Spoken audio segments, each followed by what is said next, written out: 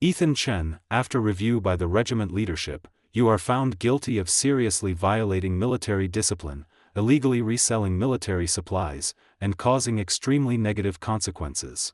Starting today, you are expelled from military service, removed from all records, and permanently banned from re-enlistment. The voice was sharp, bitter, and full of undisguised pleasure. It came from the carefully made-up middle-aged woman standing in front of me. Her name was Lydia Liu. She was the wife of our regiment commander, Colonel Lee. At that moment, she was pronouncing my death sentence. But her eyes were filled with poison as she looked past me at the oily, soft-faced man behind her. That look was almost coquettish. As if she were asking him for credit. The man's name was Victor Wang. Lydia Liu's lover. A businessman who relied on connections through women to contract small military projects. I clenched my fists. My nails dug deep into my palms. My body stood perfectly still in my crisp uniform. Only my temples throbbed. Expelled from military service. Permanently banned. Those words were like frozen steel knives, carving my heart piece by piece. My name was Ethan Chen. I joined the army at 19. At 23, I was promoted to officer. This year, I was 25. I was the youngest company-level officer in the entire regiment, and a famous king of soldiers across the military district. I had given the most precious 6 years of my life, all my youth and blood, to this uniform. This place was my life. My root.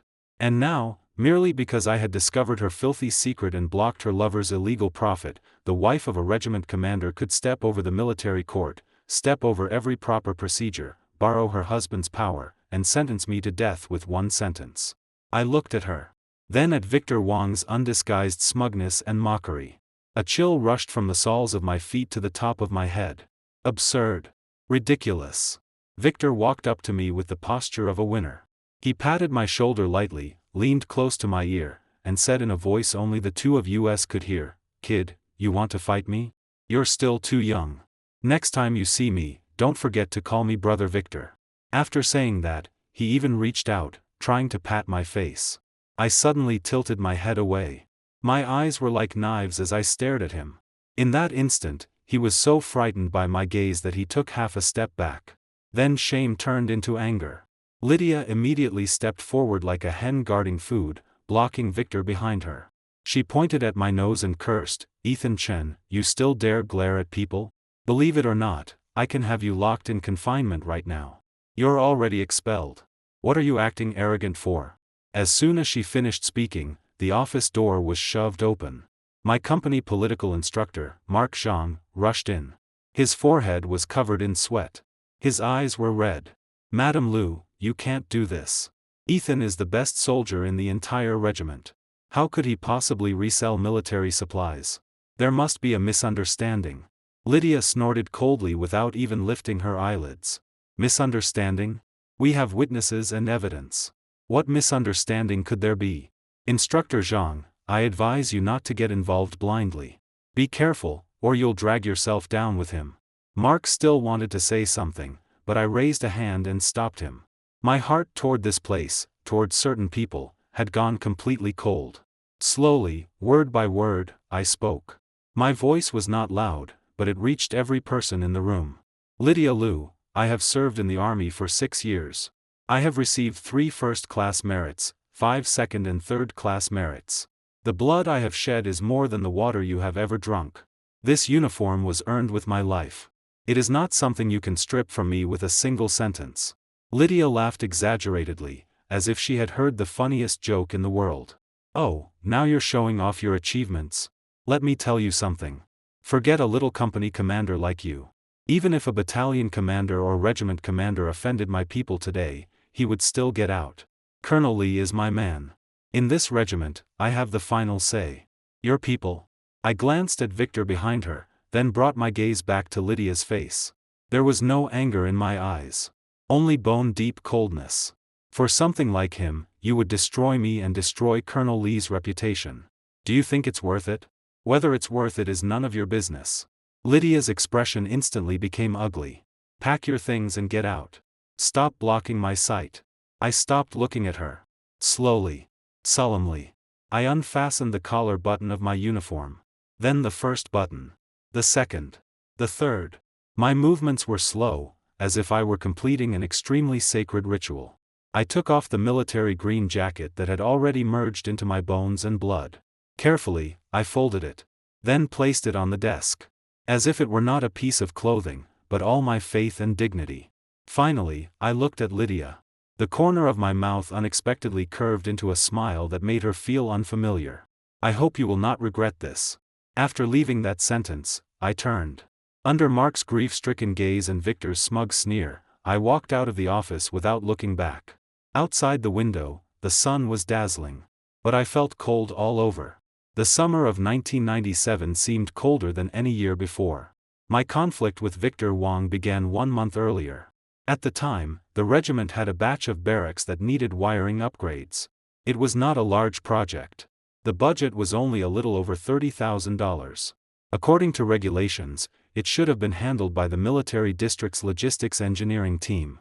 But in the end, the project landed in the hands of Victor Wong, a local businessman. No one knew how he got it. Everyone only knew he was Lydia Lu's younger brother. Anyone with eyes understood what that so-called brother meant. During construction, I happened to lead my team on routine inspection through the camp. When we passed barracks number 2, I smelled a sharp burning odor. Professional instinct made me stop immediately. I entered the barracks and saw several workers laying cables. In the corner were coils of cable. The outer coating had no manufacturer information, no specifications, and no fire retardant markings. I picked up a roll casually and rubbed it with my hand. The black plastic coating crumbled like a cheap biscuit. My heart sank. This was a typical 3-no product. Reprocessed from recycled waste material. Once powered, it could short-circuit at best. At worst, it could cause a fire. And beside this batch of barracks was the ammunition depot. The consequences would be unimaginable. I immediately halted construction and demanded that the crew provide material certificates and purchase lists. The foreman looked impatient and threw one sentence at me: "We work for Brother Victor. What right does a little company commander have to interfere?" That day, Victor Wong soon arrived. He drove a brand new Santana, cigarette between his lips, cursing as soon as he got out. "Who the hell has the guts to stop my work?" When he saw it was me, half of his arrogance retracted, but the pride remained. "Oh, isn't this Company Commander Chen? Inspecting all the way to my place?" I pointed at the defective cables on the ground and asked in a deep voice, "Boss Wong, I need an explanation. Where did you purchase these cables?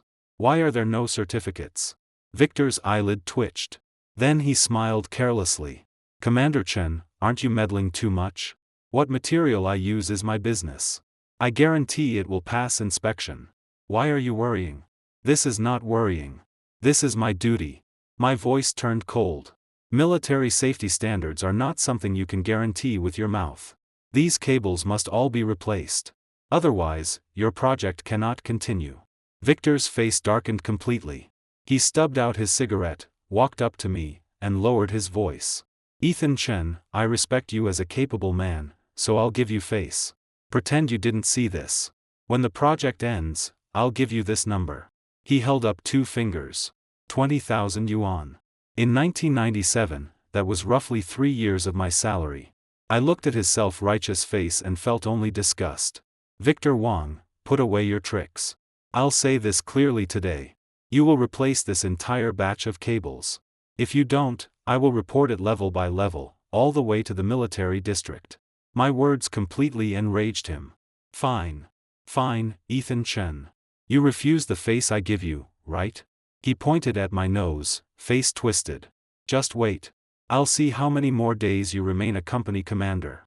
That conflict ended with me forcibly sealing all defective cables and reporting the matter to the regiment logistics office. I thought that with clear evidence, the regiment would handle it seriously. I was wrong. I severely underestimated Lydia Lu's influence. And overestimated certain leaders' principles. After I submitted my report, it sank like a stone into the sea. No response. 2 days later, Victor's construction team returned openly and resumed work. I went to the logistics office to question them. The answer I got was, "The cables have been inspected." "No problem. Commander Chen, aren't you being too sensitive?" At that moment, I knew things were not simple. Sure enough, revenge came within days. First, the regiment announced that the elite soldier training team under my charge would be temporarily dissolved. The reason was, training methods are too aggressive and carry safety risks. That training team was something I had spent 3 months building, carefully selecting the best soldiers from over 1,000 men.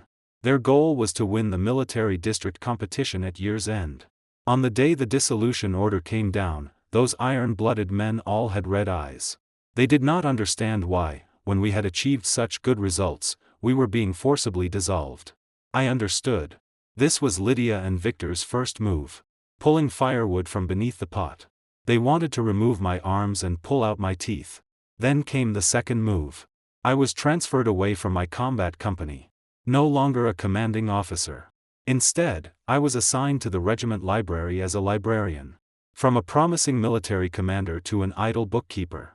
The humiliation was obvious. Every day, I watched the brothers who once fought beside me sweat on the training field while I could only organize books between dusty shelves. Even worse, Lydia often brought her card-playing friends to the small library on purpose, chatting and playing cards, making the place filthy and noisy. They deliberately discussed loudly how much money Victor had made and what new jewelry he had bought Lydia.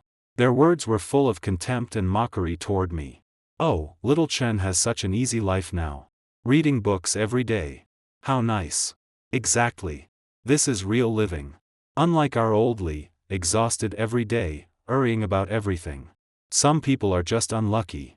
They don't have the fortune but still want to climb. They offend people they shouldn't, and now look what happened. I sat in the corner holding a copy of How the Steel Was Tempered, ignoring their sarcasm. In their eyes, my silence meant weakness and surrender. So their courage grew. One day, Victor followed Lydia directly into the library.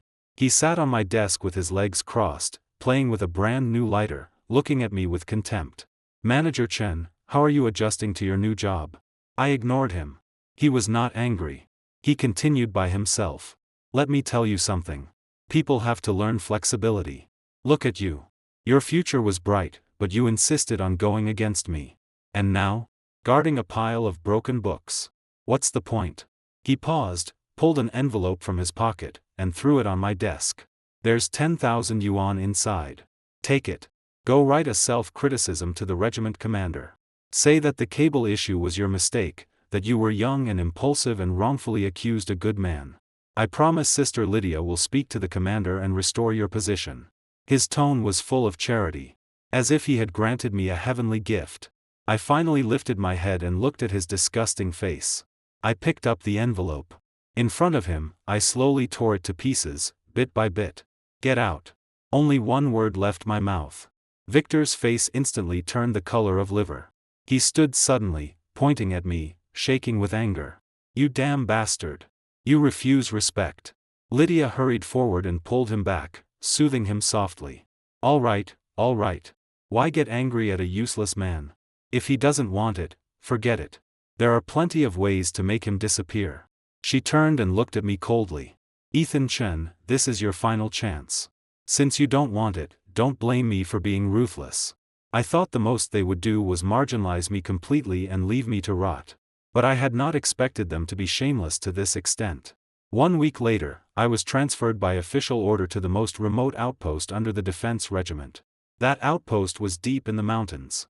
There were no people for dozens of miles around. Only one squad of soldiers guarded it. Conditions were extremely harsh. Everyone knew being transferred there meant the end of a military career. I did not protest. I silently packed my things and went. I thought that once I reached that place, at least I would have peace. But I was still naive. On the 3rd day after I arrived at the outpost, people from the regiment security office suddenly appeared. They claimed they had received a report that military supplies had been stolen from the outpost and searched the entire area. In the end, beneath my bed, they found 2 brand new military radios and some compressed rations. I had never seen those things in my life. This was a complete frame-up. On the spot, I pointed out that these items were not mine and demanded fingerprint and inventory investigations. But the security officer leading the team was Lydia's cousin. He gave me no chance to defend myself. He directly controlled me under the claim that I had been caught with stolen goods. And then came the scene from the beginning. No investigation. No interrogation. No military court. Only Lydia Liu, the regiment commander's wife, holding her husband's power like a command arrow. Inside that office, in front of her lover, she easily destroyed everything I had. When I walked out of the regiment building, blazing heat struck my face. Not far away, bugles sounded across the training field. The soldiers' slogans were neat and powerful. Once, I had been one of them, full of longing and love for this uniform. But now, I was only a deserter, swept out the door. My luggage was simple. Only an old canvas bag with a few changes of clothes and a yellowed notebook. Inside that notebook were all my thoughts and reflections since joining the army. And letters to one person. Letters that had never been sent. When I passed the edge of the training field, many soldiers saw me. They stopped training and stood far away, looking at me with complicated and sympathetic eyes. They did not dare approach. Did not dare speak for me. I understood them. In this small independent kingdom, Lydia Liu was the sky. Defying her meant destroying one's future. I smiled at them like usual. Only this time, the smile carried more bitterness. Then I turned and prepared to leave the place that carried 6 years of my youth. "Brother Yuan." Mark's shout came from behind me. He ran over with an envelope in his hand and forced it into my palm. "Brother Yuan, this is my salary for the month. Take it first. After you leave, don't treat yourself badly." I looked at his red eyes, and warmth entered my heart. He was one of the very few in the regiment who dared stand up at a time like this. I pushed the envelope back. "Ah, Feng, I accept your kindness, but I can't take the money. I'm not at the end of my rope yet." "But, no buts." I patted his shoulder. "Remember. Do your job well. Don't be impulsive like me." Mark's tears fell instantly. A man over 6 feet tall cried like a child. "Brother Yuan, I don't believe it. I don't believe you would do something like that. This is a frame-up. Lydia Liu and that bastard Victor Wang joined hands to harm you." He gritted his teeth. His voice was full of anger and unwillingness. I took a deep breath and looked up at the sky. "Whether you believe it or not no longer matters. Ah, Feng, take care of the soldiers in our company for me. From now on, I can't lead them anymore." After saying that, I did not stay. I turned and strode toward the camp gate. Behind me were Mark's suppressed sobs and the soldiers' silent gazes. Every step felt like walking on the edge of a knife. The sentry at the gate knew me. Seeing me come out with a bag on my back, his eyes filled with shock and confusion. But he still followed regulation and gave me a standard military salute. I stopped. For the last time, I looked back at the place where I had lived for 6 years. The red 5-pointed star shone brightly in the sun. So sacred. So solemn. Yet on this sacred ground, such filthy parasites had grown. Facing the gate and the flying red flag, I solemnly returned a military salute. This was my final salute. From then on, I, Ethan Chen, was no longer a soldier. After stepping through the gate, I felt as if a layer of skin had been peeled from my body. As if part of my soul had been pulled out. I wandered aimlessly through the streets of the garrison town. The town was small, but because it was near the army, it was lively. Shops along the road played the most popular songs of the time. People's faces were full of hope for the new century. But I was like a ghost abandoned by time. I did not know where to go. Or where I could go. My parents had died when I was very young. I was raised by villagers and funded by a benefactor. Joining the army had been my only way out. Now that path was broken. At a roadside stall, I ordered a bowl of wontons. The steaming wontons could not warm my frozen heart. I took out the envelope I had torn to pieces. Victor's charitable face appeared in my mind again. 10,000 yuan to buy my dignity. To buy my future. In their eyes, I, Ethan Chen, was worth only that much. Just as I was lost in thought, a black Audi slowly stopped beside me. The window rolled down, revealing a face I did not expect. Colonel Li, Lydia's husband. He wore civilian clothes. His face was haggard. His eye sockets were sunken. He looked more than 10 years older than he had a few days earlier. There was no one else in the car. "Ethan Chen, get in." His voice was hoarse. I did not move. I only looked at him quietly. "Get in.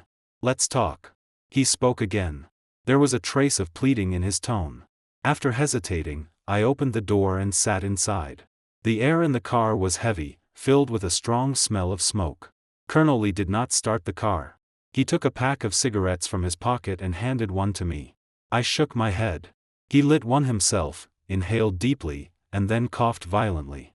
After a long time, he finally spoke. I heard about everything. The corner of my mouth pulled into a cold smile. Heard? Colonel Lee, shouldn't you have known long ago? Wasn't the decision to expel me personally issued by you? His whole body shook. Ash from the cigarette fell onto his pants. He painfully closed his eyes and whispered, "Ethan Chen, I'm sorry." Sorry? I laughed as if hearing the funniest joke. Can one apology restore my military status? Can one apology erase the stain from my file? My voice was not loud, but each word was like a nail driven into his heart. I know I wronged you. Colonel Lee's voice was even more painful. Lydia, he said, for a long time but could not form a complete sentence. Of course. What could he say? That he could not control his wife? That he had silently allowed her to fool around with another man and even helped them suppress and frame his excellent subordinate officer? If he said that, what face would he have left as regiment commander? Ethan Chen, you are a good soldier. The best soldier I have ever seen. He finally organized his words. This matter is my fault. I should not have indulged her. He took a thick envelope from the glove compartment. It was much thicker than the one Victor had given me. There is 50,000 yuan here. Take it. Consider it my personal compensation to you. Leave this place. Go to a big city. Start over. With your ability, you can build a career anywhere. Money again. It seemed that in their eyes, every mistake and every injury could be compensated with money. I looked at the envelope. Then at Colonel Lee's guilt-ridden, exhausted face. The raging anger inside me gradually calmed. All that remained was sorrow. For myself. And for him. A combat hero who had once walked out of gunfire. A man who should have stood tall. Yet he had been corroded into this by a woman and his own selfishness. Colonel Lee, do you know why I never exposed Victor and Lydia's affair? I suddenly asked. He froze and looked at me in confusion. Because I respected you. I said, when I first joined the army, you gave us a speech. You talked about your battlefield stories. You said that to save your comrades, you blocked 3 bullets with your own body. At that time, you were a hero in my heart. I did not want, and could not bear, to see my hero covered in such humiliation. Colonel Lee's body began trembling violently. He bit his lips hard. His eyes instantly turned red. I thought you had only been temporarily blinded. I thought that one day, you would discover the truth and personally clean out these parasites. I looked at him and said word by word, but I was wrong. You were not blinded. You were weak. You knew what she was doing outside. You knew exactly what Victor Wang was. But for your position, for that pathetic little piece you wanted, you chose to pretend not to see it. You even helped the villain. My words were like a knife, peeling away his final fig leaf. Stop talking. He covered his face painfully. His shoulders shook violently. A man in his 40s cried before me, unable to make a sound. I pushed the envelope back. I won't take the money. I don't need compensation either. I opened the door and prepared to get out. I, Ethan Chen, owe you nothing. You are the one who owes this uniform an explanation. After saying that, I closed the door and walked away. I did not look back. Behind me was Colonel Lee's suppressed and despairing sobbing. I knew that man was finished. After leaving the garrison town, I bought a train ticket heading south. Sitting on a hard seat in a green-skin train, watching the scenery fly backward outside the window, my heart was blank. Where was the future? I did not know. I only knew that I could not fall here. Lydia Liu. Victor Wang. Colonel Lee. They had destroyed my present. But they would never destroy my future. The train moved for 2 days and 1 night. Finally, it reached its destination. Shenzhen. In 1997, Shenzhen was in a golden age of rapid development. High rises rose from the ground. Traffic filled the streets. Even the air seemed full of hot money and dreams. Everything here was incompatible with the environment I had known for the past 6 years. Carrying my simple bag, I stood in the noisy train station square like a transplanted tree. So out of place. I found the cheapest guest house I could and stayed there. 15 yuan a night for 1 bed. The next day, I started looking for work. I thought that with the will and ability I had trained in the army, finding a job to survive would not be difficult. Reality slapped me hard. I had no diploma. My highest education was high school. I had no technical skills. Aside from shooting, fighting, and leading soldiers, I knew nothing. Most fatal of all, I had my file. Serious disciplinary violation. Expelled from military service. Those words were like a brand that could never be washed away, nailed into my resume. I went to more than a dozen factories, applying for security guard or warehouse keeper positions. At first, seeing my upright build and steady eyes, recruiters were interested. But when they saw the copy of my file, their expressions changed instantly. Suspicion. Contempt. Avoidance. Sorry. We don't hire people who made mistakes. Young man, with your situation, we don't dare use you. Leave. We don't have a suitable position. Again and again, rejection cut my already wounded dignity like a dull knife. After half a month, I still had no job. The few hundred yuan I brought with me was almost gone. That night, I lay on the hard bed in the guest house, staring at the ceiling. For the first time, I felt despair toward my future. Was this really the end of Ethan Chen? Was I truly going to become a useless man for the rest of my life, just as Victor Wang said? No. I suddenly sat up in the dark. Fire lit again in my eyes. They could take away my uniform. But they could not take away the pride in my bones. I could take off the uniform.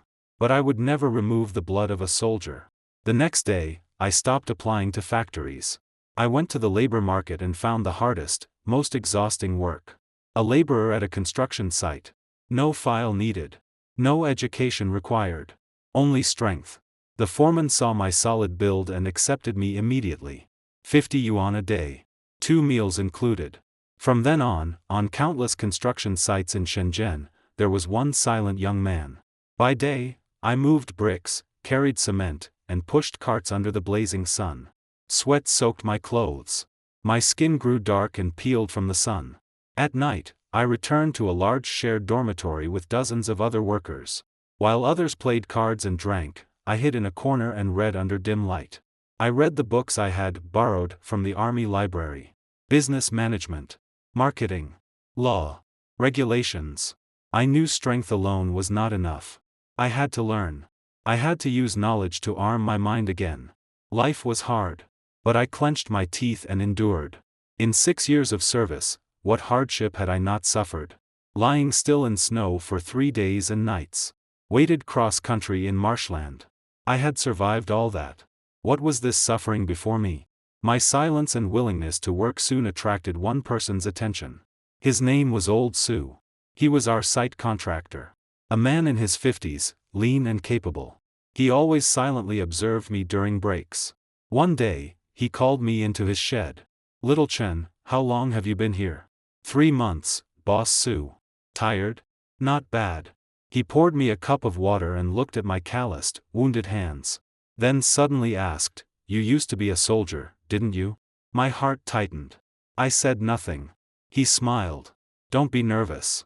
I was a soldier too when I was young. Engineering troops. That energy in you I can tell at one glance." His words instantly made me feel a trace of closeness. Yes. 6 years. Looking at you, you were at least a squad leader, right? Company commander. I said lightly. Old Su's hand holding the teacup froze. He looked at me in surprise. Company commander? How did you end up moving bricks at my site? I fell silent. I did not want to mention that humiliating past to anyone again.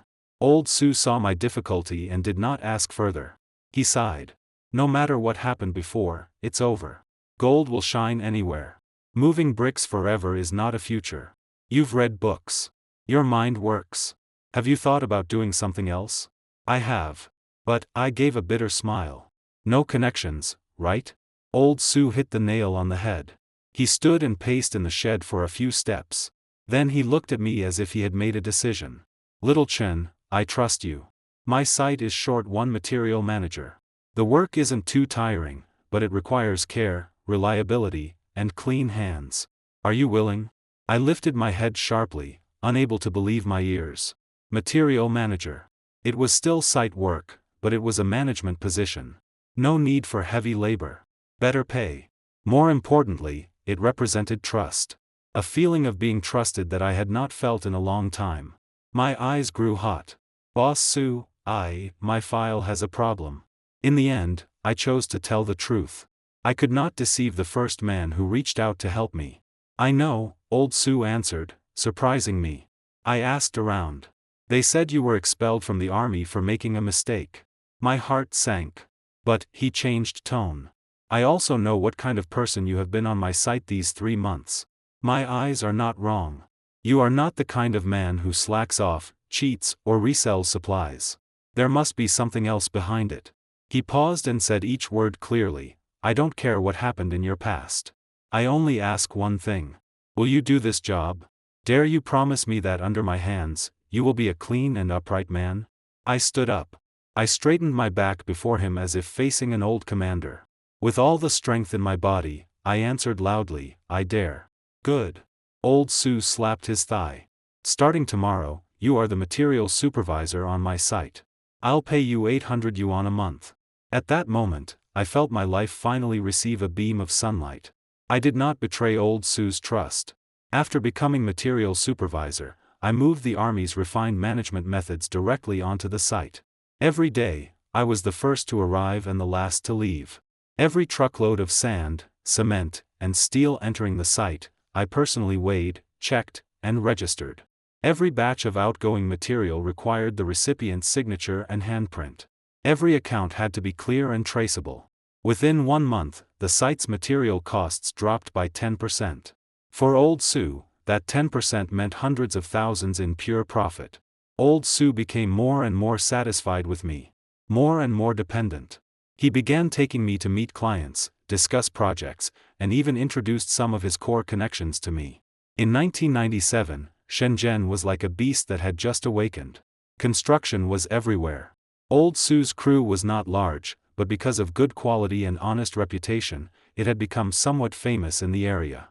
After 3 months as material supervisor, I made the entire site's material accounts flawless. Old Wang, old Sue's accountant, was a thin man in his 50s wearing reading glasses. The first time he saw my ledger, his glasses nearly fell from his nose.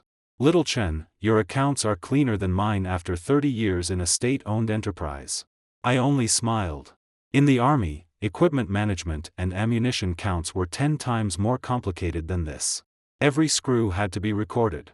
That was a soldier's basic discipline. The thing that truly made old Sue see me differently happened in the 4th month. That afternoon, I was checking steel batch entries when old Sue hurried over, face iron blue. Little Chen, something happened. He handed me a document. I looked. It was a stop work notice from the client. The reason was that the concrete sample from the load-bearing columns of Building 3, poured last month, had failed strength testing.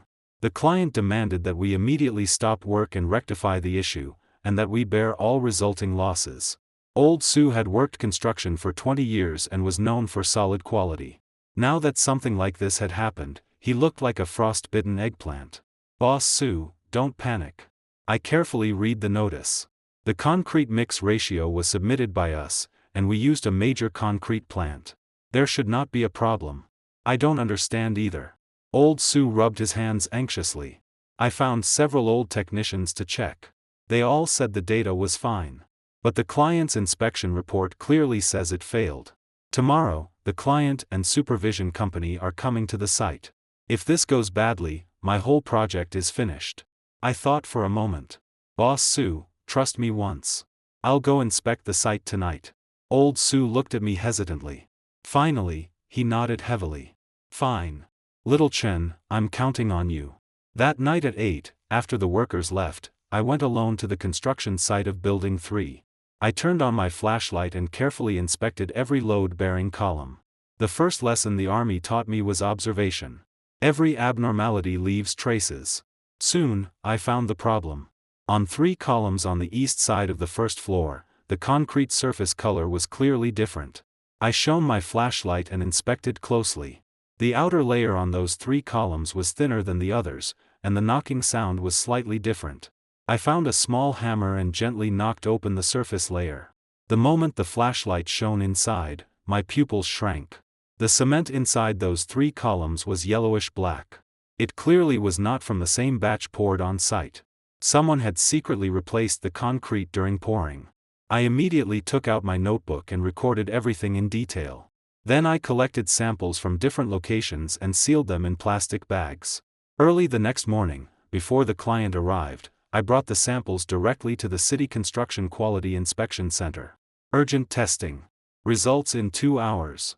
The report showed that the internal samples I brought used cement with severely substandard strength. Typical sand-mixed cement. Cost less than 1/3 of normal concrete. The moment I got the report, I already had the whole plan in my mind. At 10 in the morning, the client's project manager, Daniel Zhao, representatives from the supervision company, and several technical personnel arrived at the site in a group. Old Sue followed behind them, nervous. Daniel Zhao was in his 40s. Suit and leather shoes. Gold-rimmed glasses. The moment he entered, he slapped the inspection report onto the table. Old Sue, see for yourself. This is a report from the Provincial Quality Inspection Station. Your concrete grade is a full level lower than required. Do you still want to work this project? Old Sue's face flushed red. Mr. Zhao, I have done construction for so many years. I have never cheated on materials. There must be a misunderstanding. Misunderstanding? Daniel Zhao sneered. The inspection report is written clearly. You're telling me misunderstanding? I haven't even calculated the losses from schedule delay yet. Then what do we do? Old Sue's voice trembled. At that moment, I pushed the door open and walked in. Mr. Zhao. I placed a document on the table. This is the inspection report issued by the Shenzhen Construction Quality Inspection Center this morning. Please review it. Daniel Zhao frowned and picked up the report. What does this mean? He looked up. You're saying your site's concrete is qualified? The report says strength standards are met. Mr. Zhao, please look at the second page. I pointed to the report. Daniel's eyes swept across the line. His expression became fascinating. This is, yes. I said calmly. The concrete batch used by our site is qualified. The problem lies in the internal filling of 3 columns, which someone secretly replaced. I looked around at everyone present. My voice was not loud, but every word was clear. Someone took advantage of nighttime construction and secretly cut out part of the concrete inside several columns, then replaced it with inferior material. The purpose was likely to create the false impression that our entire project used substandard concrete. The room erupted. Old Sue jumped up. Who did this? Who the hell is this vicious? I looked at Daniel Zhao and continued, Mr. Zhao, your company signed a new cooperation framework agreement with Eastrise Construction last month. If Old Sue's crew is removed for quality issues, Eastrise Construction can naturally take over this project. The boss of Eastrise Construction is Wayne Wang. I heard that recently, he has been working closely with an out-of-town engineering businessman. That businessman's name is Victor Wang. Victor Wang. When I said those words, my fist clenched beneath the table. That name was a thorn buried deep in my heart. Now, in this moment, it had finally become reality. Daniel Zhao's expression changed again and again. After a long silence, he finally spoke, Little Chen, how do you know this? I checked Eastrise Construction's filings overnight and made some calls. I did not tell him that I had used the intelligence analysis ability I learned in the army. With the connections Old Sue had given me, I made dozens of calls and pieced together recent movements in Shenzhen's construction circle. The appearance of Victor Wang's name struck me like thunder. He had actually stretched his hand into Shenzhen. That bastard had not been satisfied with using Lydia's connections in the army to contract projects and cheat state property.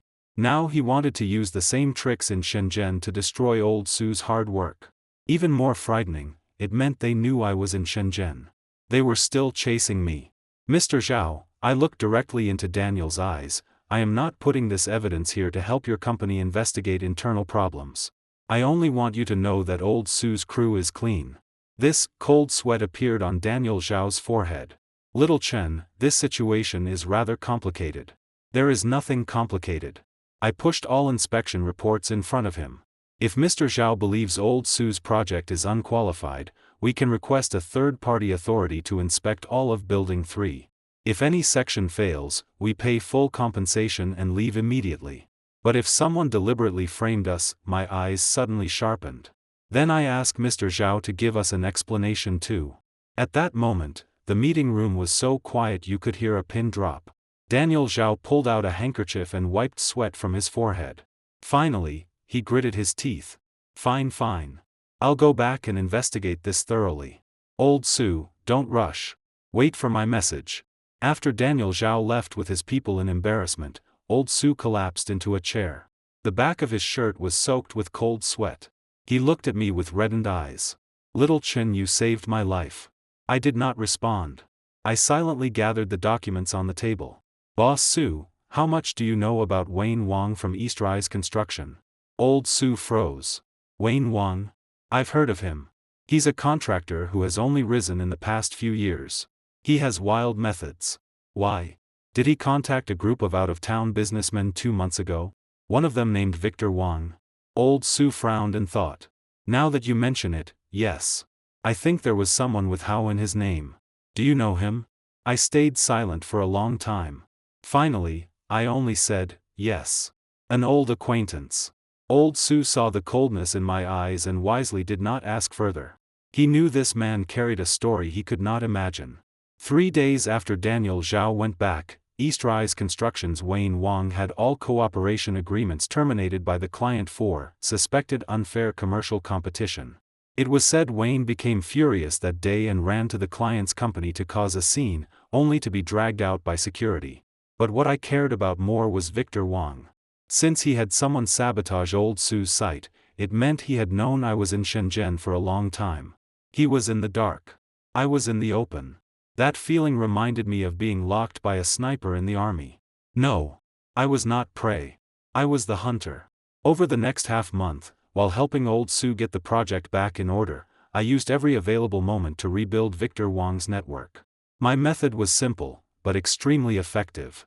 I disguised myself as an out-of-town building material supplier. Through Old Sue's introductions, I contacted several middlemen in Shenzhen's construction circle. At drinking tables, I casually mentioned wanting to cooperate with larger contractors. Someone pushed Wayne Wang forward. Through Wayne, I met several more people. The fragments of what they said were like puzzle pieces. I assembled them one by one. Finally, a complete picture emerged. Victor Wang had started setting up in Shenzhen 2 years earlier. He laundered the engineering money Lydia obtained for him through overseas channels, then established several shell companies in Shenzhen. These companies specialized in inferior building materials and cut-corner construction projects. Lydia controlled logistics procurement in the regiment. Through her relationships, Victor sent huge amounts of defective building materials into some local Baroque construction projects. The defective cables I discovered back then were only the tip of the iceberg. What enraged me most was that every cent these scum earned was stained with soldiers' blood. Defective wiring could cause fires. Defective materials could cause buildings to collapse. They did not care. They only cared that their wallets grew heavier. Every time I thought of this, my blood boiled in my veins. But I held back.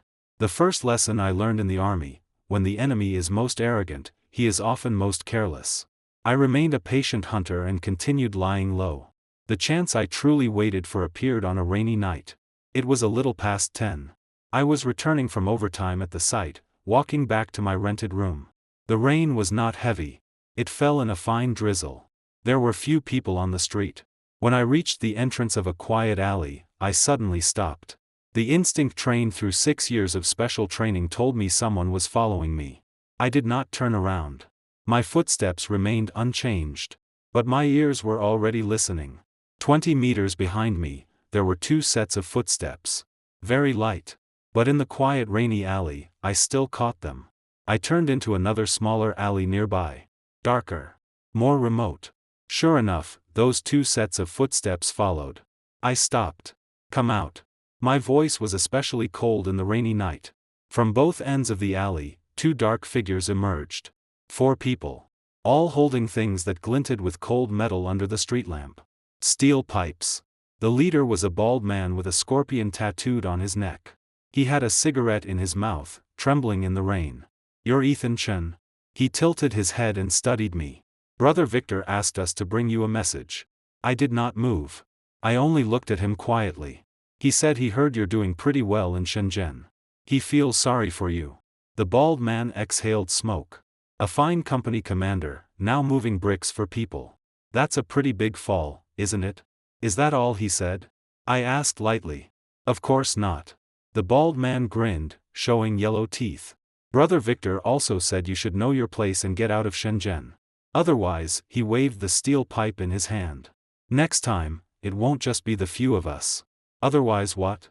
My voice remained calm. Tisk, the bald man shook his head, seeming to pity my ignorance. Kid, don't refuse a toast only to drink punishment. This society isn't the army. No one will spoil you. The four of us are in a good mood today, so we'll only break your legs and give Brother Victor an explanation. If you still refuse to understand, before he finished, my figure had already vanished from where I stood. In the Army's capture and combat training, I had been champion of the military district competition. Dealing with 4 street thugs took less than 15 seconds. In the rainy night, only steel pipes clattered to the ground and bones cracked. For shadows fell one after another, clutching broken arms or ribs, howling. The bald man was the last one I took down. I pressed him face down onto the wet ground. His cheek stuck to the cold rainwater. Go back and tell Victor Wang, I said, my voice like something pulled from an ice cellar, that I, Ethan Chen, am waiting for him in Shenzhen. If he has the guts, come personally. Stop hiding behind a woman's skirt like a turtle. The bald man trembled all over and kept saying he understood. I released him. Then stood and flexed my fingers. Rainwater ran down my face. I lifted my head and looked at Shenzhen's gloomy night sky. Victor Wang. You finally couldn't hold back. Good. If you hadn't come for me, I would have gone for you. That night, I did not return to my rented room. I went straight to Old Sue's place. Old Sue opened the door wearing a jacket. Seeing me soaked from head to toe, he was startled. Little Chen, what happened to you? I entered and sat on the sofa. After several seconds of silence, I spoke. Boss Sue, there are some things I must tell you clearly. Old Sue poured me hot water and sat across from me, looking solemn. Do you remember the army matter I mentioned before? I slowly began. Old Sue nodded. The person who framed me was Victor Wang. I told him everything. From discovering defective cables in the army, to being transferred away from my company, to being thrown into the library, to being framed and expelled from military service. I told it all. Old Sue sat opposite me. First shocked. Then angry. Then deeply silent. When I finished, the room was quiet for a long time. So, Old Sue's voice was hoarse, that Victor Wang chased you all the way to Shenzhen to finish the job. Yes. Then what do you plan to do? I lifted my head and looked into Old Sue's eyes. Boss Sue, I came to you today to make this clear. The hatred between Victor Wang and me ends only when one of us falls. You helped me. I can't drag you down. Tomorrow, I'll leave the site and avoid bringing you trouble. After speaking, I stood to leave. Stop right there. Old Sue slammed the table and stood. He pointed at me, his beard trembling with anger. Ethan Chen, what do you take me for? You've worked on this site for half a year. You worked your heart out, helped me lower costs by 30%, and saved me from disaster a few days ago. Now you say you'll leave just like that? What do you take me for? Boss Sue, enough. Old Sue took a deep breath and walked to me, patting my shoulder hard. Remember this. You are my brother now. My brother is in trouble, and I'm supposed to watch him carry it alone? It's just some bastard from out of town. On Shenzhen ground, it isn't his turn to be arrogant. My nose became sour. Boss Sue, what Boss Sue? Old Sue glared. Call me Old Sue. If you call me boss again, I'll deduct your salary. I nodded heavily. At that moment, from this construction man in his 50s, I saw the shadow of the old squad leader from my army days. That night, Old Sue and I talked until dawn. He told me that Victor's true backer in Shenzhen was not a second-rate contractor like Wayne Wang, but a man named Gordon Zhao. Gordon Zhao was deputy director of the Shenzhen City Construction Bureau, responsible for construction project approvals. His relationship with Victor was deep. It was said they met through Lydia Liu. With Gordon Zhao as his trump card, Victor had quickly expanded business in Shenzhen and taken over one engineering project after another. Recently, a key government project led by Gordon Zhao was about to begin bidding, the Shenzhen New District Talent Apartment Project. Total budget, over 10 million. This was the biggest piece of meat Victor had his eyes on. Little Chen, what do you want to do? Old Sue asked, looking at the light burning in my eyes. I want to participate in that bid. Old Sue froze. You? What will you use to bid? You don't even have a company. You do. I looked at Old Sue. Old Sue, can your construction crew register a company? Old Sue paused. Then slowly smiled. Little Chen, you really are born to do big things. For the next 3 months, I lived like a wound-up machine. By day, I ran with Old Sue through various departments, handling company registration, qualification certification, and bidding records. By night, I studied government bidding documents until 3 in the morning, memorizing every requirement. Old Sue pulled out the savings he had accumulated for most of his life and borrowed from several old comrades. Together, he gathered 600,000 in guarantee and startup funds. We registered a new company. Sharp Edge Construction. I chose the name. Sharp, as in sharp enough to pierce through all disguise. Edge, as in the edge of a blade. After staying silent so long, it was time for Ethan Chen to draw his sword. In those 3 months, I did 3 things. First, I used the management methods I learned in the army to completely reorganize Old Sue's original construction crew. Military-style management. Group competitions. Clear rewards and punishments. The old crew was reborn. Efficiency more than doubled, and quality control reached an unprecedented standard. Second, through Old Sue's old contacts in military-industrial enterprises, I purchased a batch of retired military steel materials and construction equipment at very low prices. These machines looked old. But steel produced to military standards was far stronger than so-called national standard materials on the market. This alone lowered our construction cost by at least 15% compared to competitors. Third, and most critical, I discovered that Gordon Zhao's son, Liu Zhao, owned 3 nightclubs in Shenzhen. And Victor Wang held shares in all 3. Even more explosive was that Victor arranged young girls to work there under the title of public relations. Nominally waitresses. In reality, hostesses forced to drink and entertain. Some of those girls had been deceived from other cities. I organized all the evidence and made 3 copies. 1 locked in a bank safe. 1 placed in Old Sue's home. 1 kept on me. 1 week before the bid, Gordon Zhao hosted a private dinner at Shenzhen's most luxurious hotel, inviting the heads of all construction companies participating in the bid. Nominally, it was industry networking. In reality, everyone understood. It was a pre-bid relationship dinner. When Old Sue received the invitation, his palms were sweating. Little Chen, are you really going? Gordon Zhao's dinner is filled with big bosses. We're only a newly registered small company, we're going. My answer was firm. And not just you. I'm going too. That night, I wore the dark suit Old Sue specially bought for me. Standing before the mirror, I looked at myself. A 25-year-old face was still young. But my eyes already carried depth that did not belong to that age. Everything from the past had been written into those eyes. I took a taxi to Shenzhen's most prosperous commercial district. The golden sign of the 5-star hotel shone in the night. The banquet hall was brightly lit, with more than 10 tables. Almost everyone important in Shenzhen's construction circle was present. I accompanied Old Sue, moving between tables. Old Sue was an old hand in his own way, but still seemed constrained in this kind of occasion. Instead, I, the young man, held a glass and shook hands with everyone neither humbly nor arrogantly, exchanging business cards. Old Sue, I've heard of your crew. Good quality. How come we haven't seen you in these large projects before? We only did small work before. Now we've registered a company, Sharp Edge Construction. Please take care of us in the future. Everyone was smiling. But everyone had an account book in their hearts. After several rounds of drinks, the banquet hall doors suddenly opened. A middle-aged man in a gray jacket walked in. Behind him was a figure I would never forget. Victor Wang. The middle-aged man was average height, with slicked hair and gold-rimmed glasses. He looked refined.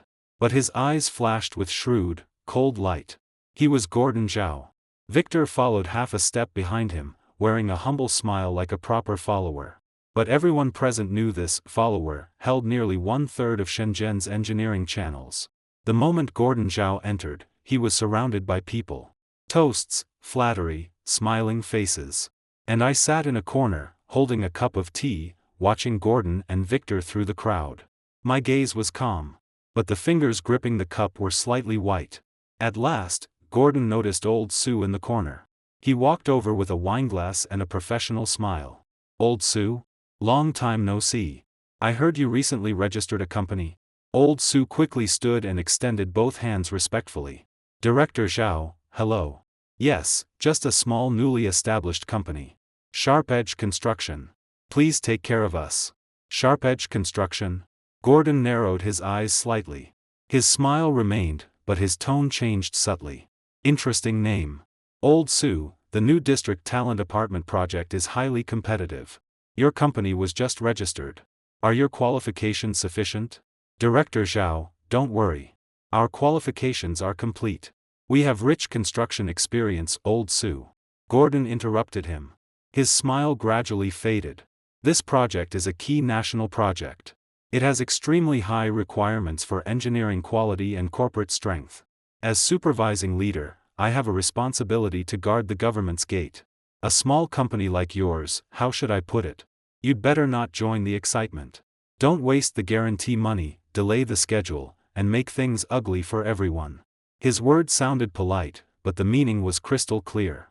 You are not qualified. Old Sue's face changed. His lips trembled, and he was about to speak. I stood. Director Zhao, hello. Gordon turned to look at me, brows slightly furrowed. And you are?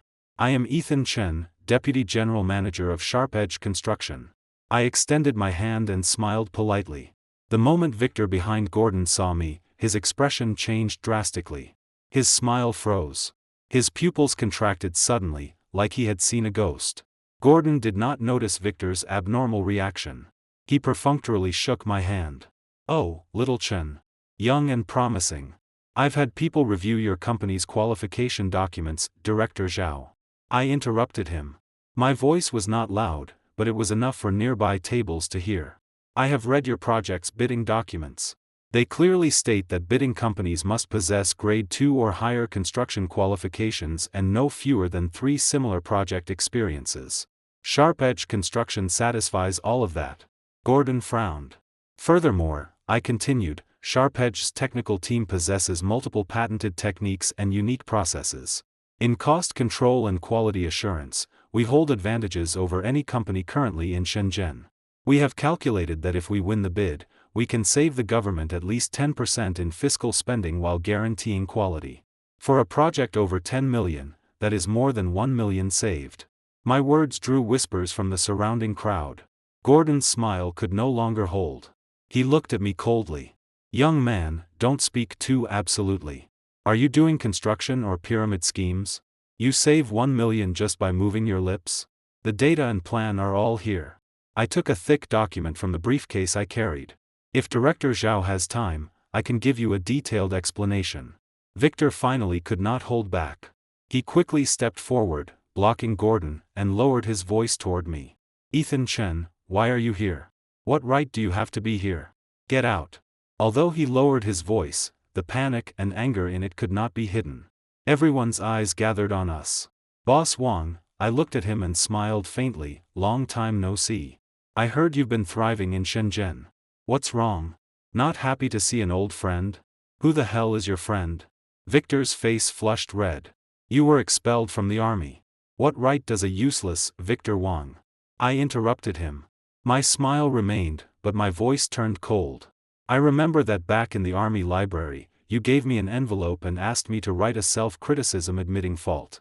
People around us began whispering. Some recognized Victor. Some quietly discussed who this young man really was. Victor's face shifted between blue and white. He turned abruptly to Gordon Zhao. Director Zhao, this kid is a fraud. He committed a serious offense in the army and was expelled. Do not listen to his nonsense. Gordon's gaze toward me changed from scrutiny to sharpness. Expelled from the army? Young man, your resume is not very clean. Director Zhao. I looked directly at him, unhurried. My military matter is personal. But Sharp Edge Construction's qualifications and ability are real. Bidding is about strength, not background checks. You, Victor, shook with anger. At that moment, my gaze passed over Victor and landed on Gordon. I stepped forward. Leaning near Gordon's ear, I said in a voice only he could hear, Director Zhao, 3 days ago, your son Liu Zhao's Golden Glory nightclub was shut down by the fire department. Coincidentally, the day before the fire inspection, someone had tipped your son off. Even more coincidentally, Victor Wong is one of that nightclub's shareholders. Gordon's body stiffened suddenly. I took one step back. A polite smile returned to my face. My voice returned to normal. Director Zhao, Sharp Edge Construction sincerely wants to do this project. If you are interested, we can talk privately.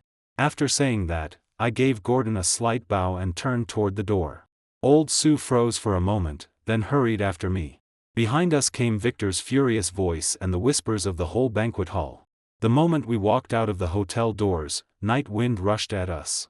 I took a deep breath. This battle had only just begun. After that dinner, the entire Shenzhen construction circle exploded. A company registered only a few months earlier had dared to threaten Gordon Zhao in public. Some mocked me for overestimating myself. Others began privately investigating my background. The person truly anxious was Victor Wong. On the third day after I left the hotel, Victor could no longer sit still. He sent people everywhere spreading rumors that I was a deserter expelled from the army for a major offense, a corrupt criminal. He said the company I started used dirty money. He said old Sue and I colluded to defraud the country's project funds. For a while, Sharp Edge Construction's reputation suffered. Several subcontractors who had already negotiated with us withdrew at the last minute. Old Sue was so anxious he walked in circles. I remained calm. Let him stir trouble, I told old Sue. The harder he thrashes, the more openings he exposes. Sure enough, Victor's crazed rumors instead attracted attention. People began asking about the specific circumstances of my army expulsion. And what I needed was precisely that, asking.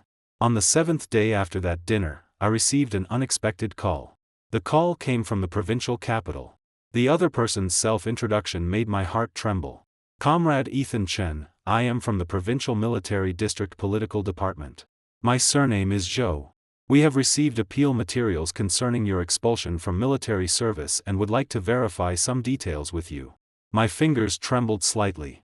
Officer Zhou, please ask. It is like this. We have recently been conducting a disciplinary review across the military. After your expulsion, did you ever submit any appeal to any organization? Yes. Before I left the army, I wrote an appeal letter and submitted it to the regiment political office. But after that, it disappeared without response. The other end was silent for a moment. We did not find that letter. But someone provided other materials proving that the decision to expel you back then had serious procedural violations. According to regulations, expulsion from military service must go through military court judgment, or collective decision by a party committee at regiment level or above. As for your situation then, there was none of that. I calmly added. Only the regiment commander's wife, Lydia Liu, announced the result to my face in an office. The other end fell silent again. Then Officer Zhou's voice became serious. Comrade Ethan Chen, this matter has now been officially opened for review. Please keep your phone available. We may need you to provide more materials soon. Understood. Thank you, Officer Zhou. No need to thank us. The army will not wrong any good man. That is our basic principle. When I hung up, I stood on the balcony of my rented room, looking at the endless street traffic below. For the first time, the breath that had been blocked in my chest for 6 years loosened slightly. But the materials they needed were something I temporarily could not provide. Back then, there were no recordings or videos. Only me, Lydia, Victor, and Mark were present. To overturn the case, my testimony alone would never be enough. I needed evidence. At the same time, Victor was laying his plans rapidly. The opening date for the new district talent apartment project was set for late October. Less than 40 days remained. During those 40 days, Victor used every connection to try to squeeze us out. First, someone reported to the bidding office that Sharp Edge Construction had falsified its qualifications. The report was detailed and vivid, claiming all our engineering records were forged. The bidding office sent people to investigate. I had prepared every document neatly in advance. Old Sue's 20 years of engineering contracts. Acceptance reports. Client recommendations. Everything was complete. The investigation team checked for 3 days and concluded, all true. Then someone reported that Sharp Edge Construction used illegal labor, saying our workers had no labor contracts and that wages were delayed. I produced a thick stack of labor contracts and wage records. According to military style management, I made every worker sign a proper contract. Wage tables were publicly displayed every month. Never once delayed. That report failed too. The more despicable Victor's methods became, the more united Old Sue's crew grew. The old workers who had followed Old Sue for 10 or even 20 years pounded their chests and said, "That bastard Wang wants to take down Sharp Edge. He's dreaming." Morale soared like never before. But I did not relax. I knew Victor's fiercest move had not yet come. Sure enough, 2 weeks before the bid opening, the real killing move arrived. That afternoon, I was reviewing bid documents with Old Sue when an unfamiliar phone call came. "Ethan Chen." The voice on the other end was very familiar, carrying the smugness I hated most. "Victor Wang. Thought of you. Calling to catch up." His voice carried a smile. "I heard Sharp Edge Construction has been doing well lately. How are the bid documents?" "Say what you want," I said coldly. "Straightforward." Victor dropped the smile. "Ethan Chen, let's speak clearly. You will not win this project. No matter how pretty your bid is, the winner will be me." "And why are you so sure?" "Why?" Victor laughed. "Because Gordon Zhao is my man. Because I still hold his son by the throat. Because I spent 2 years in Shenzhen waiting for this one chance to turn things around. So I'll give you a way down." Victor's tone turned sinister. "Withdraw voluntarily now. I can give Old Sue some compensation so he does not lose too badly. And you obediently write me a letter of apology. Admit that back in the army, you falsely accused me. Then leave Shenzhen and never appear before me again. And if I refuse? Then don't blame me for being ruthless." Victor's voice was venomous. "Ethan Chen, you are still too young. You think business is like the army, where rules and reason matter? Let me tell you. Here, money is the rule. Connections are reason. I have plenty of ways to make you and Sharp Edge Construction disappear from Shenzhen cleanly." I stayed silent for several seconds. Then slowly said, "Victor Wang, do you still remember the envelope you gave me in the library?" Victor paused. "What? 10,000 yuan, asking me to write a self-criticism." I tore it up. I said, "Today, I'll say it again. Victor Wang, that trick of yours will never work on me." "Fine." Victor sneered. "Then let's wait and see." The call ended.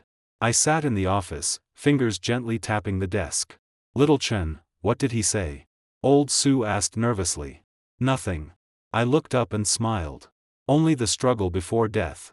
Old Sue looked at me doubtfully. What I did not tell him was that one day before Victor's call, I had received an encrypted express mail from the provincial capital. Inside was a confidential letter from the Military District Disciplinary Commission. It said that the reinvestigation of my expulsion case had officially begun. Criminal accusations against Lydia Liu and Victor Wang for fabricating evidence and framing a soldier were being organized. More importantly, the letter contained one sheet of paper with only 2 lines. "The diary you left in your company luggage back then has been kept by instructor Mark Zhang. It contains detailed records of the cable incident and witness statements. We have already extracted them. Mark." The instructor who cried outside the office like a child. For 6 years, he had guarded that diary for me. My eyes reddened instantly. "Old Sue." My voice was hoarse. "Our bid document can be submitted tomorrow, right?" "It will be finished tomorrow," Old Sue nodded. "Good." I stood and walked to the window, watching the skeletons of new district buildings shine gold in the sunset. "The day after tomorrow, I need to meet someone." "Who?" "Gordon Zhao." Arranging a meeting with Gordon Zhao was harder than I expected. He had been in official circles for over 20 years and was extremely well informed. After that dinner, he had probably investigated most of my background.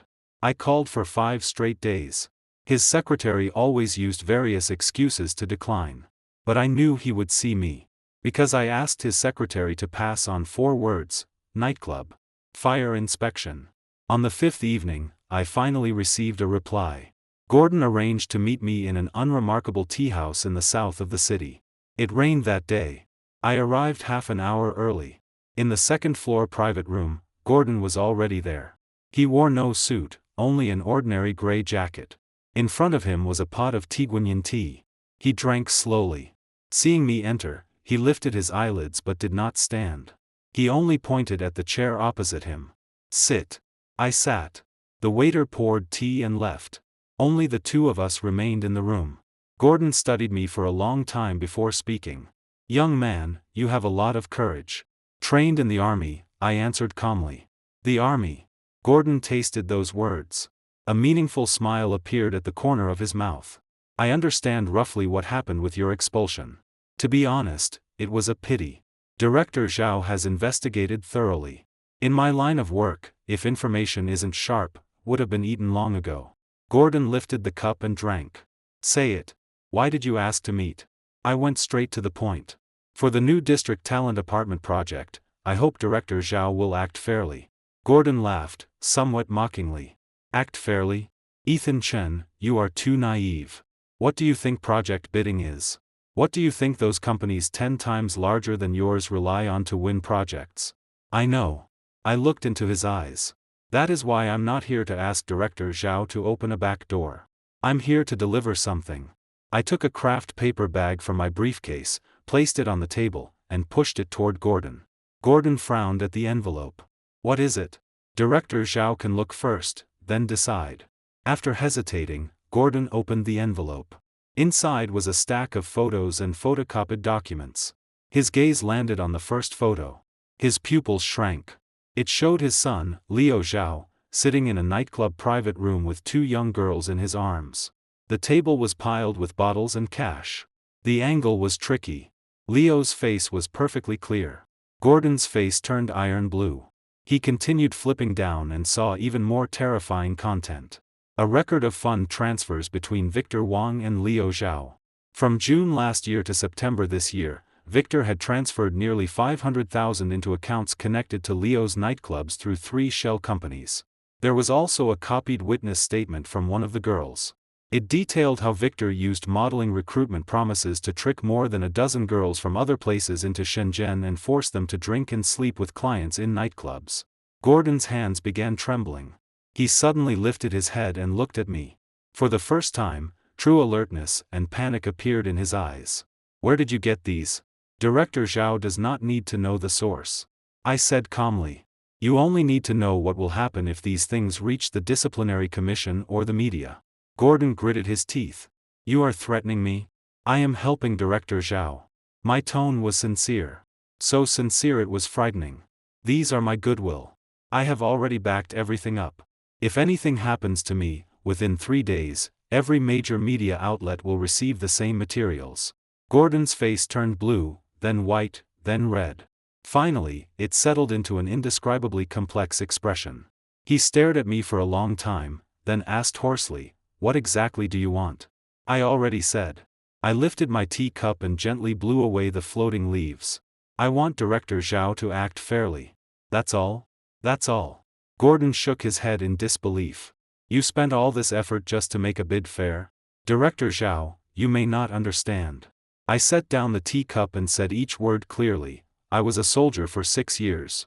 I have seen the cleanest things. And I have seen the dirtiest things. I was framed, trampled, forced to the end of the road. But I have never forgotten one thing. Fairness. I looked into his eyes. This project uses government money. Over 10 million. Every cent is taxpayers' hard-earned money. If Gordon Zhao takes kickbacks, and Victor Wang builds shoddy projects, the people who suffer are those who move into those buildings. I was once a soldier. I protected ordinary people. Even after taking off the uniform, I still do. The room was quiet for a long time. Outside, rain tapped against the glass. At last, Gordon released the breath he had been holding. His whole body slumped back against the chair like a deflated ball. You win, he said in a low voice. The bid will be strictly reviewed by the expert panel. Whether you win depends on your own ability. Thank you, Director Zhao. I stood and nodded slightly. When I reached the door, Gordon's voice came from behind me. Ethan Chen. I stopped without turning around. That Victor Wang, his voice was tired. When he came to me, I thought he was just a businessman. I did not know he was this dirty. It is not too late to know now. One more thing. Gordon hesitated. Be careful. Victor has more than one connection in Shenzhen. He keeps a group of men under him. They are desperate types. The corner of my mouth lifted slightly. Director Zhao, thank you for the reminder. But, I pushed open the door and looked back at him. I used to be Special Forces. Gordon froze. When I left the tea house, the rain had stopped. The sky had been washed blue. Shenzhen's high rises were coated in gold by the sunset. My phone rang. It was old Sue. Little Chen, come quickly. Old Sue's voice was so excited it had changed pitch. People from the military district are here. They said they need to verify your situation in person. And, your old comrade, Mark Zhang, is here too. My heartbeat accelerated.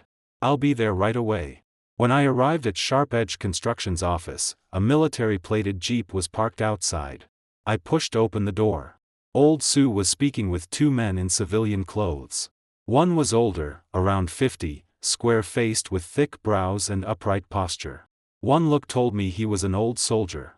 The other was younger, in his early 30s, wearing glasses, refined and scholarly. And the man I knew best stood by the window, back to the door. My footsteps made him turn. 6 years. Mark was still Mark. Only darker. Thinner. 2 more wrinkles on his face. But his eyes were still so bright. The moment he saw me, his eyes reddened. Brother Yuan, his voice was hoarse beyond recognition. I walked over and opened my arms. The two of us hugged tightly. Ah, Feng. My voice also choked. You got taller. Screw you. Mark punched my shoulder, laughing with tears in his voice. I'm 30. Taller my ass. Old Sue watched from the side and wiped his eyes, then invited everyone to sit. After brief greetings, we got to business.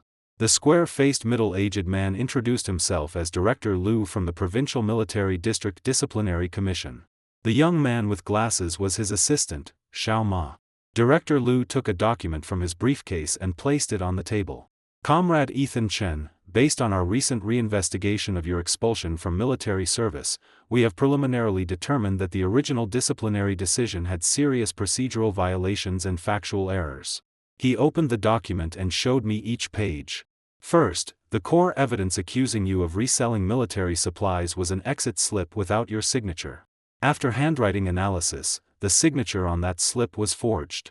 Second, the 2 military radios accused of being stolen were found 2 months later in a pile of discarded instruments in the regiment warehouse. The storage records were manually altered. Third, and most important, Director Liu lifted his head and looked at me. The security officer in charge of investigating you was Lydia Liu's cousin. He was an interested party. According to regulations, he was not qualified to participate in your investigation at all. Also, Mark took a yellowed notebook from his pocket and handed it to me with both hands. Brother Yuan, the diary you wrote back then, I kept it for you all these years. You recorded in detail the model, quantity, and batch numbers of the defective cables you discovered during the Baroque renovation. You also recorded everything Victor Wang said when he threatened you. We have already submitted these as evidence. I took that diary. My fingers brushed the yellowed cover. Every page inside was written with my youth and blood. At that moment, my throat tightened. I could not say a word. Director Liu continued, currently, Lydia Liu has been subjected to compulsory measures for suspected abuse of power, evidence fabrication, and framing others. Victor Wang, suspected of bribery, forging official documents, and illegal business operations, has been listed as a wanted fugitive. As for Colonel Li, he paused. Colonel Li has voluntarily surrendered to the Military District Disciplinary Commission. He has confessed all facts concerning his long-term protection of Lydia Liu and Victor Wang. Since he voluntarily confessed and provided large amounts of key evidence, the organization will consider leniency. Colonel Li surrendered. That man who cried in the car before me, the commander who had once been a hero in my heart, had finally done what he should have done. I did not know what to say.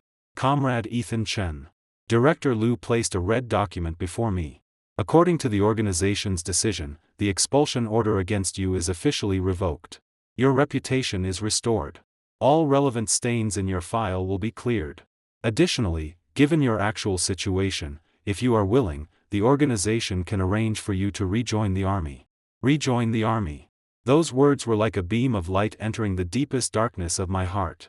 I stayed silent for a long time. Finally, I shook my head. Director Liu, thank you for the organization's kindness. But I can't go back. Director Liu looked surprised. Why?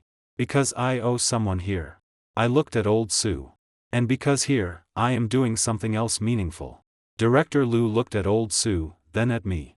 Finally, he slowly nodded. That is also good. Here, you are still contributing to the country.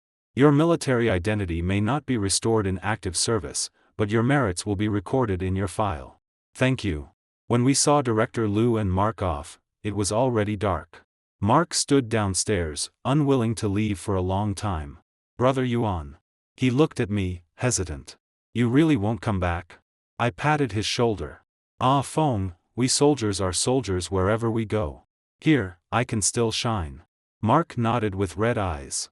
Then I'll come see you often. Good. The jeep disappeared into the night. I stood by the road and watched the taillights fade away. Old Sue's voice sounded beside me. Little Chen, let's go. It's cold outside. I withdrew my gaze and turned to walk back toward the office with old Sue. Just as we reached the door, my phone rang again. An unfamiliar number. I answered.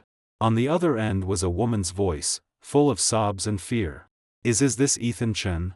I am. Who are you? My name is Lena Lin. Her voice broke intermittently. I was Victor Wang's his former girlfriend. I have something to tell you. He has something even bigger in his hands. I'm scared, my heart lifted. Where are you? I'm at. Suddenly, a scream came from the other end. Then chaos. The call cut off. I froze. An ominous feeling surged in my heart. Victor Wang.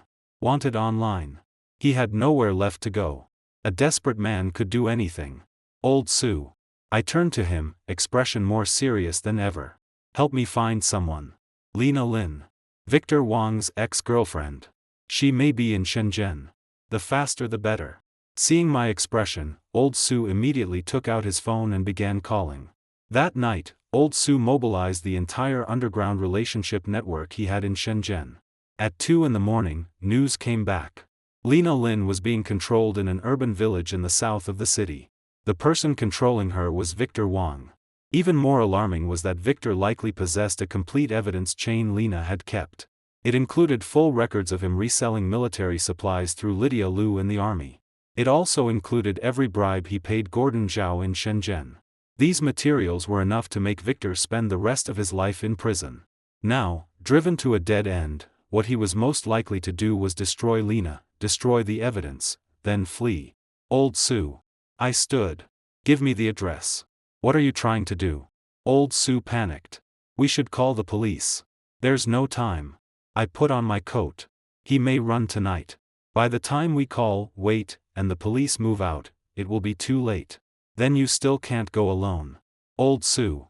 I turned back and smiled at him. I told you. I used to be special forces. I never lost even when it was 6 against 1. Before old Sue could continue, I rushed out. Night wind howled. Shenzhen's neon lights blurred into patches of light in the rain. Victor Wang. It was time to settle our account. The urban village in the south of the city was complicated. Dense self-built buildings squeezed together. Narrow alleys crisscrossed like spiderwebs. Streetlights were dim. The ground was wet. The air smelled of garbage and sour leftovers. Following old Sue's intelligence, I found the 3-story building. There was no movement downstairs. But a second-floor window was lit. I did not go through the front door. I circled to the back of the building. Rain dripped from the eaves, making soft tapping sounds in the dark. Like on the training field years ago, I climbed the drainpipe to the second-floor balcony using hands and feet. My movements were light as a cat. The balcony was piled with clutter. The curtains behind the sliding door were half drawn. I pressed myself against the wall and looked through a gap. The living room was a mess. Empty bottles and leftover takeout boxes covered the coffee table. A young woman was tied to a chair. Tape covered her mouth. Tears covered her face. She should be Lena Lin. Victor stood in the center of the room, constantly checking his watch. He wore a black outdoor jacket. Beside his foot was a bulging travel bag. He was about to run. I took a deep breath and pushed open the screen door. The glass made a faint creaking sound. Victor suddenly turned. The moment he saw me, his face turned pale. How did you find this place? Victor Wang. I walked into the living room and closed the balcony door behind me. Why are you running? Panic flashed in his eyes. But he quickly forced himself to calm down. He pulled a dagger from behind his waist and pointed it at me. "Ethan Chen, don't push me. I'm telling you, if you dare stop me today, I'll fight you to the death." "Fight to the death?" I looked at the trembling dagger and smiled mockingly. "Victor Wong, you can't even hold a knife steady. And you want to fight me to the death?" "Shut up!" Victor roared hysterically. "What do you know? You don't know a damn thing. Do you know how much anger I swallowed all these years? That old woman Lydia ordered me around every day. Her husband pressed down on me. She pressed down on me. Everyone pressed down on me. I only wanted to earn a living." "Earn a living?" My voice turned cold. "What you earned was not a living. You turned ammunition depots into powder kegs with defective cables. You turned ordinary people's homes into tofu dreg buildings with sand-mixed cement. Every cent you made was stained with human life. And now you tell me you were wronged?" Victor's face twisted. His hand holding the knife shook violently. "Don't come over. I really will stab you." "Then stab." I walked forward step by step. I said, "Don't come over." Victor screamed and rushed at me, waving the dagger.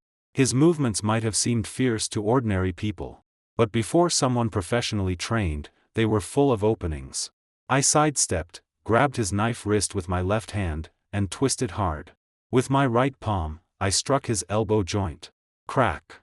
The dagger fell to the floor. Victor let out a shrill scream. Then I kicked the back of his knee. He dropped to the floor with a thud. The entire process took less than 3 seconds. I pressed him down with one hand and used the other to call the police. "Hello, I want to report a crime. South City Urban Village, Building XX. Someone armed with a knife attacked me and illegally detained a woman. The suspect is the fugitive you are looking for." After hanging up, I released Victor and walked to Lena. I untied the ropes and removed the tape from her mouth. Lena burst into tears and collapsed into my arms. "It's okay." I patted her back. "Those things Victor had, are they still here?" Lena cried and nodded. "Yes, in the safe. The password is my birthday. He hid them for a year. He said those things were his life-saving charm and no one could touch them." I walked to the small iron safe in the corner. Entered the password Lena gave me. Click. The door opened. Inside were neatly stacked document bags. I opened the first. It contained all account records between Victor and Lydia involving resold military supplies in the army. The second contained detailed records of bribes he paid in Shenzhen, including every transfer to Gordon Zhao. Time. Amount. Handlers. All clear. The third contained photos and audio tapes. Records of how he coerced girls in the nightclubs. Ironclad evidence. Standing in the living room, looking at those documents, I suddenly felt my whole body relax. 6 years. From the first day I discovered those defective cables to today. A full 6 years. In those 6 years, I lost my uniform. Lost my future. Lost my identity. I moved bricks on construction sites and was driven out of the army like a dog. But now, these documents were enough to keep Victor in prison until old age. And enough to return my innocence. Outside the alley, police sirens sounded. Growing closer and louder. When Victor, lying on the floor, heard the sirens, his whole body collapsed as if his bones had been removed. He lifted his head and looked at me. Tears and snot covered his face. His voice was hoarse. "Ethan Chen, please. Don't let them arrest me. I'll give you everything. Money. All my money." I crouched and looked him in the eye. "Victor Wong, do you remember that day 6 years ago in the library, when you told me to write a self-criticism?" Victor nodded desperately. I remember. I was wrong. I shouldn't have treated you like that. Please forgive me. At that time, you told me I needed to be flexible." My voice was calm. "You said you'd give me 10,000 yuan, and I would write that I had made a mistake about the cables." Victor cried so hard he could not speak. "I tore that envelope and said one word to you. Do you remember?" Victor trembled and looked at me. "Get out." I stood, looking down at him from above. "Today, I'll say it again. Get out." When the police rushed in, Victor lay on the floor with a dead gray face. He had completely collapsed. I took Lena outside and handed all evidence to the criminal police captain who had arrived. At 4 in the morning, the rain in Shenzhen had stopped. The air smelled of mud and grass. Looking at the pale white line rising over the horizon, I took a deep breath. Dawn had come. 1 month after Victor's arrest, Shenzhen's construction circle experienced an earthquake. Wayne Wang was detained for suspected bribery and commercial fraud. The day after Gordon Zhao was summoned by the disciplinary commission, he voluntarily submitted his resignation and sent his son Leo to cooperate with the investigation. Gordon's resignation caused quite a stir in official circles. But many details were intentionally or unintentionally suppressed. After all, he had shown a good attitude, confessed, and provided a large amount of evidence against Victor. The organization handled him under the principle of voluntary restitution and active cooperation. Lydia Lu's case was far more complicated. After obtaining the complete chain of evidence, the Military Disciplinary Commission transferred the case to the Military Procuratorate. Lydia was formally prosecuted for abuse of power, evidence fabrication, and harboring criminals. It was said that when the prosecutor read out that long list of charges in court, Lydia cried until her makeup was ruined, looking 20 years older. Colonel Lee, because he voluntarily surrendered and provided key evidence, was removed from his regiment commander position and administratively demoted. But he was not criminally prosecuted. I heard he was transferred to a remote mountain military retirement home as director. A final bit of dignity left to him. As for Victor Wang, his crimes were too many. Bribery, forging official documents, illegal business operations, forced transactions, illegal detention, intentional injury. The indictment alone took 40 minutes to read. The final sentence, life imprisonment. Deprivation of political rights for life. On the day of sentencing, I did not attend. I sat in my office, looking out the window at the rising talent apartment buildings in Shenzhen New District, and brewed Old Sue a pot of tea. Old Sue held the cup and looked at me, then outside. "Little Chen, you really won't go hear it? There is nothing worth hearing," I said lightly. "When things are done, results naturally arrive." "Fine." Old Sue smiled and raised his cup. "Then we drink tea." We clinked cups. The fragrance of Tiguanyin filled the office. 1 month later, Sharp Edge Construction won Phase 1 of the New District Talent Apartment project. The day the winning bid was announced, the entire construction circle was shocked. A company less than 1 year old had defeated more than a dozen old-name construction firms and won a project worth over 10 million. Some were unconvinced. Some were jealous. But more people began asking, who exactly stood behind Sharp Edge Construction? Among the people who came asking was a girl surnamed Lin. Lena Lin. After Victor's arrest, Lena cooperated with prosecutors as a key witness and provided a large amount of evidence against him. Her courage helped tremendously. After the case ended, she did not leave Shenzhen. Instead, she found a job in the south of the city and restarted her life. That day, she came to our company to thank me. Brother Chen. She stood at the office door, holding a bag of fruit, a little restrained. "Thank you for saving me that day. If not for you, it's fine." I waved and motioned for her to sit. "It's all over now. How are you lately?" "I'm doing okay." Lena smiled, her eyes a little red. "When I was with Victor, I lived in fear every day. Now, at last, I can sleep peacefully." "That's good." I poured her a glass of water. "If you need help with anything, come find me anytime." She nodded. After sitting for a while, she left. Old Sue watched her leave and clicked his tongue twice. "Little Chen, that girl seems pretty good. You really won't consider it?" "Old Sue, can you think about something serious for one day? This is serious. You're already 26. It's time." "Stop." I picked up the bid documents on the desk. "We have 3 bid meetings next month. Have you prepared the documents?" Old Sue's face immediately turned bitter. "Documents, documents. All you know is documents." Days passed one by one. Sharp Edge Construction's business grew wider and wider. With the reputation gained from the Talent Apartment project, we successively won several more government projects. Old Sue's construction crew expanded from several dozen people to more than 300. Nearly 10 times larger than before. As for me, I went from a laborer moving bricks on a construction site to a young entrepreneur with a growing name in Shenzhen's construction circle. But there was still one knot in my heart. That uniform. When I took it off 6 years ago, my heart felt cut by knives. Now my reputation had been restored. But I could never wear it again. Sometimes at night, I would dream of the army training field. Dream of the red flag. Dream of the years when my comrades and I marched together and sang military songs together. When I woke, my pillow was always wet. Mark came to see me twice. The first time, he came with several old comrades from the regiment. They walked around my company and saw me in a suit, sitting behind a desk and signing contracts. One by one, they sighed with emotion. "Brother Yuan, you look more imposing now than when you were company commander." I smiled and shook my head. "What imposing? Nothing compared to you on the training field." The second time, Mark came alone. We found a roadside stall, ordered 2 bottles of beer, and drank with a plate of peanuts while talking all night. After several rounds, Mark suddenly set down his glass and looked at me seriously. "Brother Yuan, there's one thing I've always wanted to ask you." "Ask. Do you hate Colonel Lee?" I fell silent. Tiny bubbles rose in the beer glass under dim streetlight. "I did," I finally said. "But later, I stopped hating him." "Why?" "Because he paid his price too. A former combat hero, a model for the army, ending up covered in disgrace because of a woman. He suffers more than anyone." Mark sighed. "Yeah. I went to see him once later.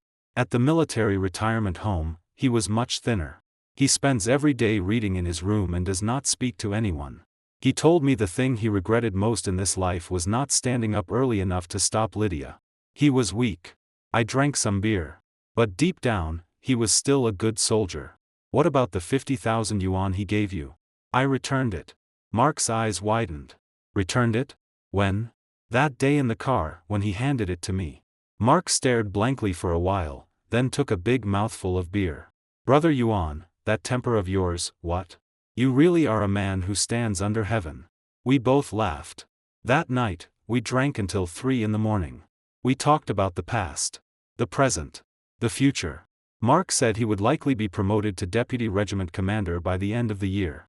I said I wanted to make Sharp Edge Construction the largest construction company in Shenzhen. Finally, Mark patted my shoulder and said drunkenly, "Brother Yuan, no matter what identity you have now, in my heart, you will always be my company commander." My eyes heated. I punched him back. "And you will always be my best political instructor." Spring, 2003. 6 full years had passed since I left the army. The Shenzhen New District Talent Apartment project was completed smoothly and passed acceptance on the first attempt. It received the Provincial Excellence Engineering Award. Sharp Edge Construction had firmly established itself in Shenzhen's construction market. But we did not stop. There were more things I wanted to do. 3 years earlier, I founded the Veterans Home Charity Fund. It specifically helped veterans who had left service early for various reasons and were struggling in life.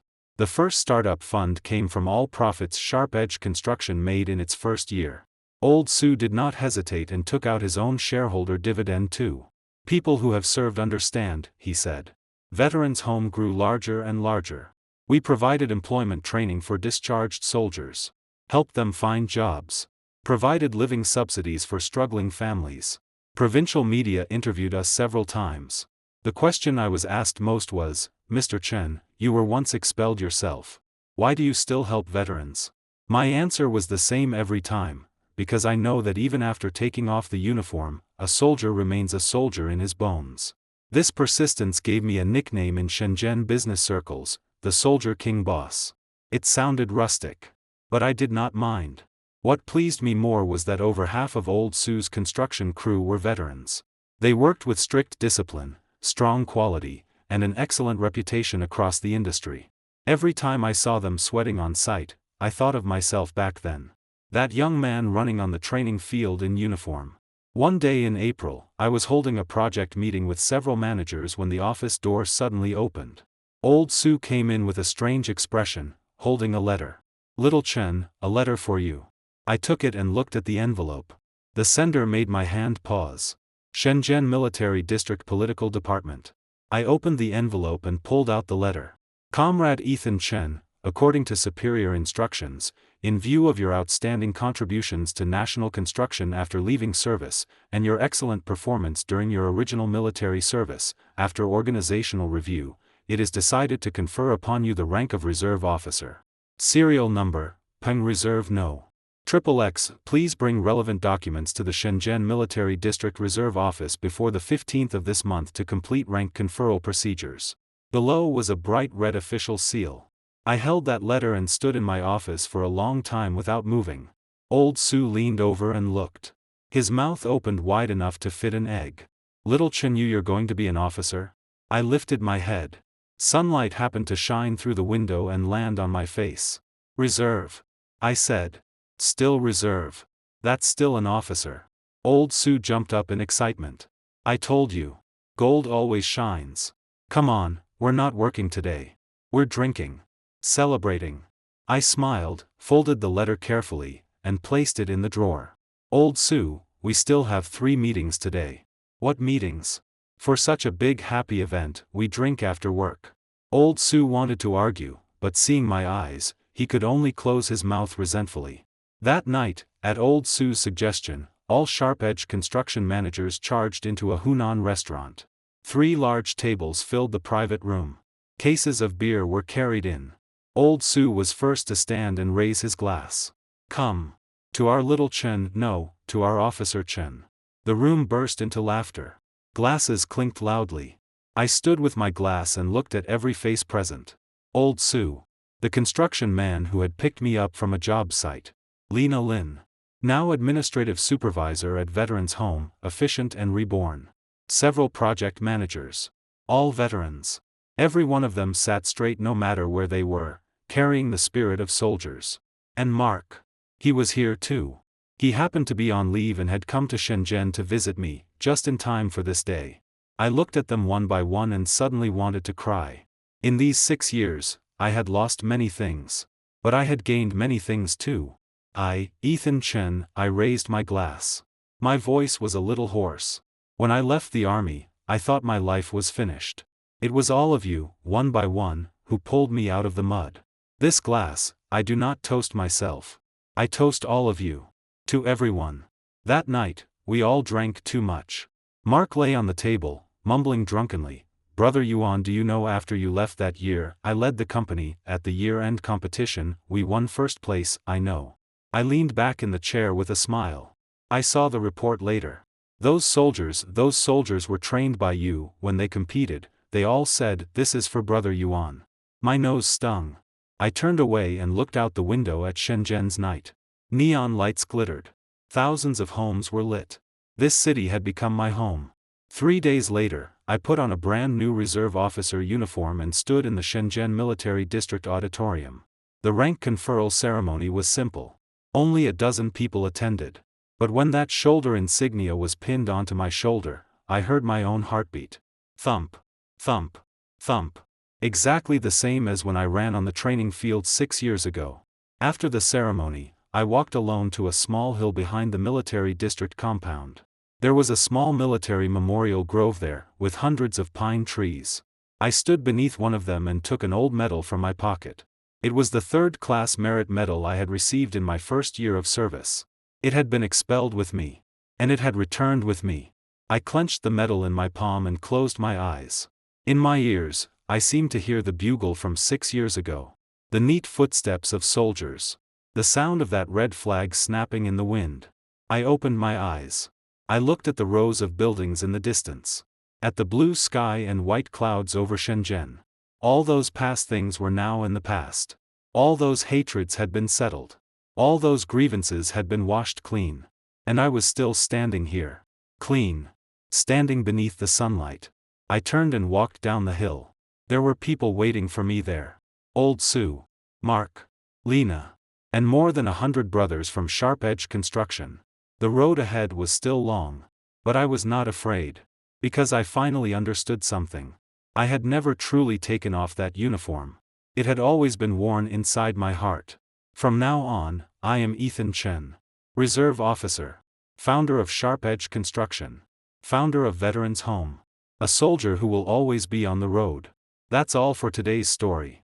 Remember to subscribe and leave a comment.